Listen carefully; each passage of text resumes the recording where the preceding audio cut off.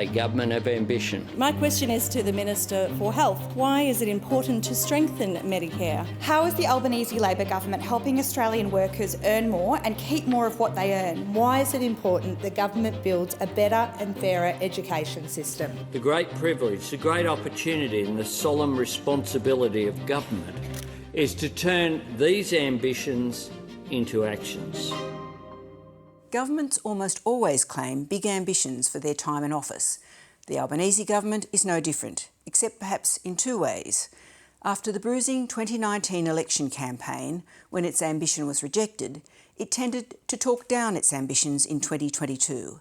And after an early flurry of post-election reforms in 2022 on energy prices, climate change, industrial relations and the budget, much of 2023 seemed to focus on the Indigenous voice to Parliament. But this year there is a taxi rank full of ministers with ambitious agendas itching to find space in the public debate. Education Minister Jason Clare is this week's example. This is a big report with big ideas because I'm determined to drive change in higher education, in school education and in early education, because that's the only way that you make a difference in people's lives, particularly in this neck of the woods where we grew up. There are indeed big ideas in this report. Changing the demographics of university campuses to include more students from lower socioeconomic groups lies at the heart of Jason Clare's ambition, but the report envisions changes that go way beyond that. From a student's perspective, they start with changing course fee structures and HECS debt arrangements. For the universities, it is proposing a body which could eventually set fees and determine how much government funding individual universities receive, and, to the ire of the big universities, redistribute funding to smaller campuses. The changes that have come about since the Dawkins reforms of 1988 and 1989 have been really significant. The system is about at least 3 times higher with respect to domestic enrolments.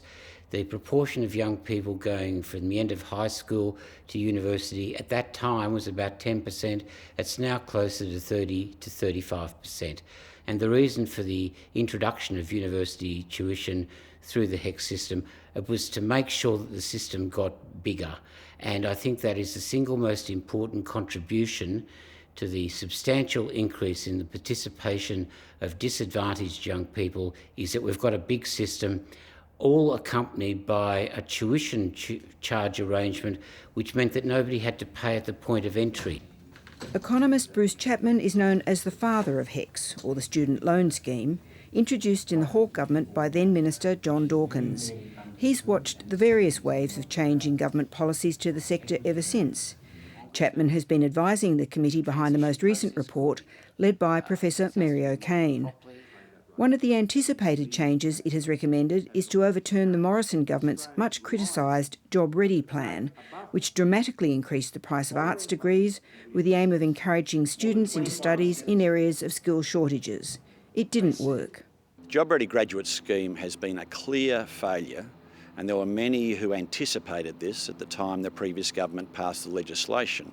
This arbitrary increase, the doubling of fees that students would pay for some courses, made no difference to the pattern of preferences and enrolments that students made. In my view, the prices have never been set correctly. There should only be one criterion for the setting of prices, which is expected future income. But we do know that people who study law will do relatively well, and the people who study humanities will have relatively low incomes. The O'Kane recommendations won't just affect university campuses. For example, the reforms, if fully implemented, will change the economics of our health and education system by making institutions pay students doing placements in them. You're going to be not earning an income for 3 months. I also have a wife and a small child and a mortgage, so I felt a lot of stress in that initial stage, and almost had to just pull out of the unit and not do the placement. Dan Hall is studying to become a social worker and hopes he will be qualified by next year, but the financial strain of doing 1,000 hours of unpaid work has forced him to delay finishing his degree. To be honest, we're still catching up a little bit from the financial impact of the first placement. I should be doing one this semester, but doing 2 500-hour unpaid placements in a row is probably a bit more than we can really manage at the moment. Education is so complex. State and federal governments have responsibilities for it. It has a link back to the school system. It links back into the healthcare system, independent research bodies. The only way you get reform done is for strong ministerial determination to cut through where necessary. And that's where things might become particularly complicated for the Albanese government. Jason Clare's higher education reforms are a huge chunk of administrative and legislative parliamentary work all by themselves, but they bump into other agendas like the government's overhaul of student visas and the needs of the health, disability and teaching sectors. All the ministers in these portfolios have big plans for change of their own. Many of those changes have big price tags, but they also require the time and political capital to put them in place. There's little time to lose. So rather than kicking every policy dilemma on how we're going to fund teaching and learning, how we're going to fund research, how we're going to reverse job-ready graduates, rather than just pouring it all and waiting for the new commission to be established, I think Minister Clare really needs to, in a very determined way, work out what his immediate priorities are to get the funding that's required to support them through ERC and to drive that policy reform.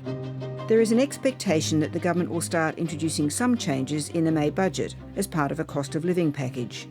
That could include changes to HECS debt indexation arrangements and fee structures to offer some relief to students or recent graduates. But there are much bigger costs the government has to consider. I think every way you look at it, the system is underfunded. If you take research and development, for example, government investment in R&D, business investment in R&D is almost at the lowest level you find anywhere amongst OECD nations.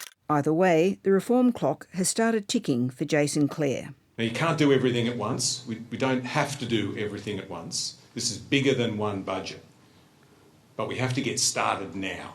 And so over the course of the next few weeks, we'll work on what are the things in this report that we need to implement first in order to get us on the right path.